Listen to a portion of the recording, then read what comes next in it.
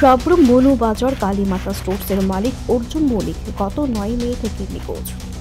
জানা যায় সকাল ৮টা ১০ মিনিটের সাবরুম আগরতলা ডেমো স্পেশাল ট্রেনে করে দোকানের সামগ্রী কেনার জন্য আগরতলা আসেন। অর্জুনের ভাই স্বদেশ বণিক আরও জানায় দুপুর ২:৩০ অবধি মোবাইলে তার সাথে শেষ যোগাযোগ হয়।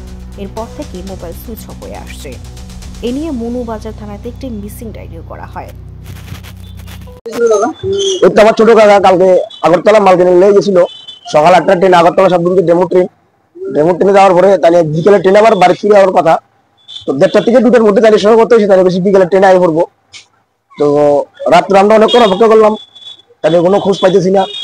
তারপরে বিকাল ৪টা থেকে এখন পর্যন্ত তাইনের ফোনটা সুইচ অফ দেখা যাচ্ছে, এখনো কোনো রেসপন্স নেই, কোনো যোগাযোগ করা যাচ্ছে না। আমরা জিডি এন্ট্রি করছি, পুলিশ প্রশাসন করেছে দেখবো ব্যাপারটা। ওনার কাছে রিপোর্ট আইলে ওরা রিপোর্ট আমরা জানাইবো কিছু, অতটুকু ওরা করছে।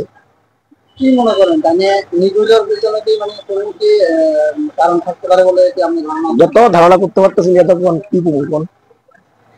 আমরা তো মনে হয় না যে তানিয়া এমনভাবে নিখোঁজ হয়ে যেতে পারে, কারণ নিখোঁজ হওয়ার তো কোনো কারণ নাই, কোনো রিজন দেখতেছি না, আমরা তো কোনো ক্লু পাইতেছি না।